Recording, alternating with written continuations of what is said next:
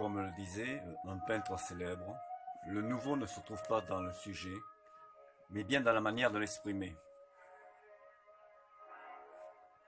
Né 3 ans avant que soit mort Maurice Utrillo, Le Roi est la continuation d'une peinture de plein air. Jean-Pierre Noël Le Roi, très sociable et courtois, et plus que tout autre, laisse le souvenir d'une France baignée de lumière dans une quantité innombrable de tableaux. C'est donc en 1952 que naquit Jean-Pierre Noël Le Roi à Agen. Ses parents étaient du nord de la France. Il restera dans l'Agenais comme un peintre un peu à part, restant dans la peinture figurative avec un relief un peu impressionniste.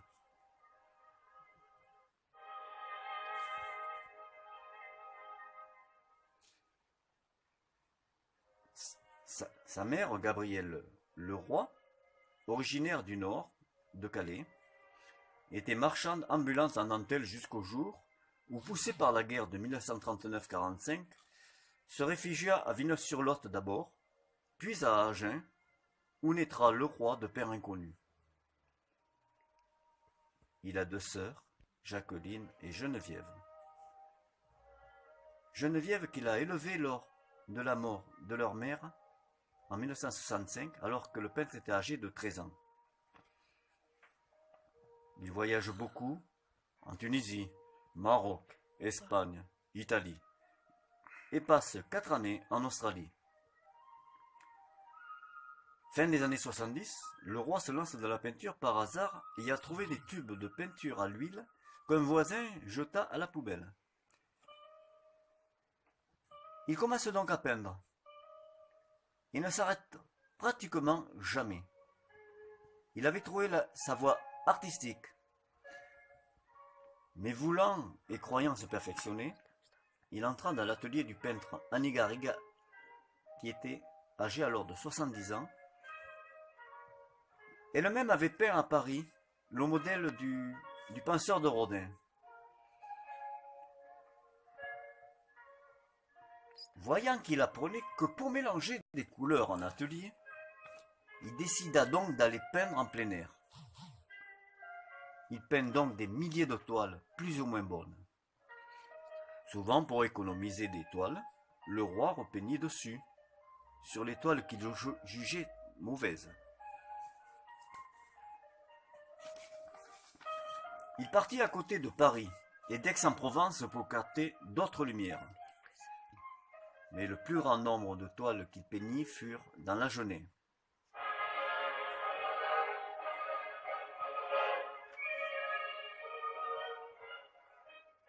Sa manière est plus libre et sa palette plus claire, mais chargée en peinture.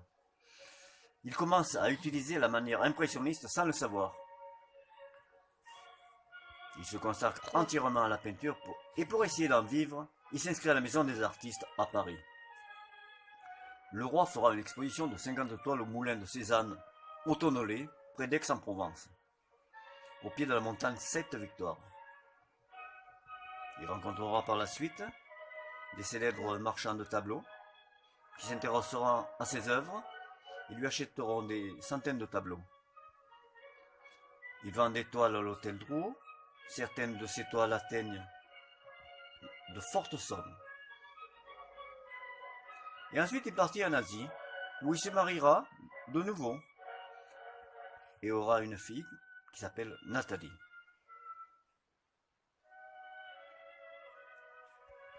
Il reviendra en France.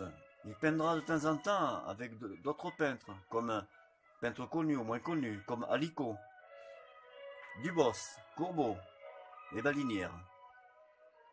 Souvent, il allait rendre visite à son vieil ami et peintre Joseph Roman, qui lui donnait quelques conseils. Mais c'est surtout dans le paysage que Le Roi excelle. Il avait dans sa jeunesse Jean Torte, un professeur de dessin, et bien connu dans l'Agenais. Il vendit de ses toiles, des toiles, avec à côté de grands maîtres comme Picasso et Cézanne, dans les salles des ventes bien sûr.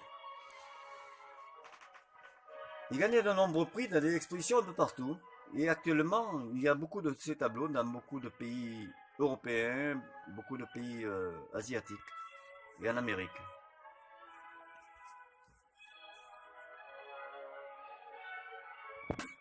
Voilà, ici c'est un paysage, une dame qui coupe du foin. Voilà, de près d'un arbre de jardin. Voilà, ça c'est en pleine campagne, avec des arbres à fleurs, à feuilles jaunes.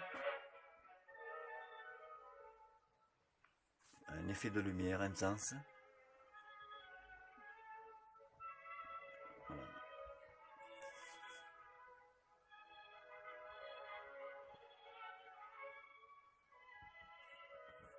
Ça y est. La bouteille, avec de pommes, c'est avec des gros coups de pinceau, très empâtés. Voilà.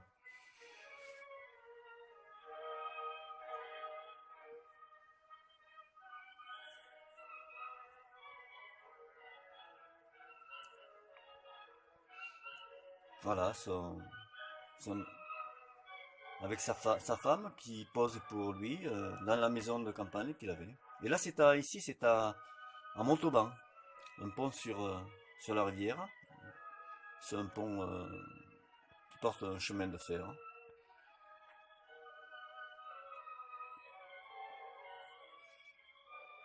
Bien souvent, il utilisait le couteau pour peindre, de temps en temps, au bord de la rivière,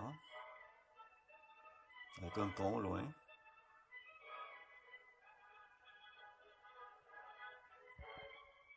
Une femme étendant le linge,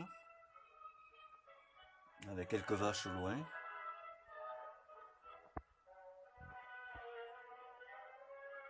Voilà, un portrait de femme. Portrait de femme. C'est pas souvent qu'il faisait des portraits, mais bon, portrait de femme. Bon, femme au sein nu.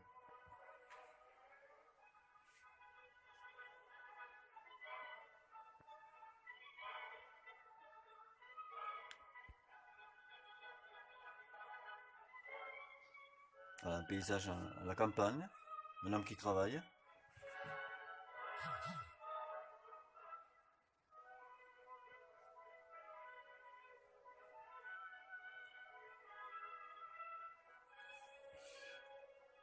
Et les arbres.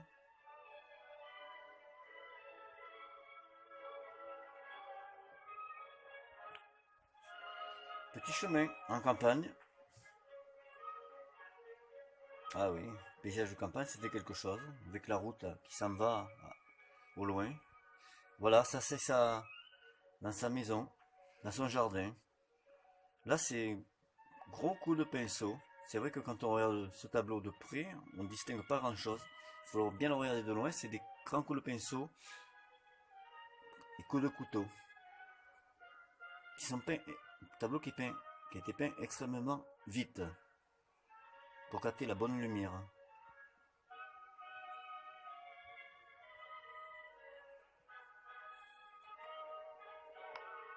Voilà. Campagne, des arbres, que des arbres et toujours des arbres. Voilà.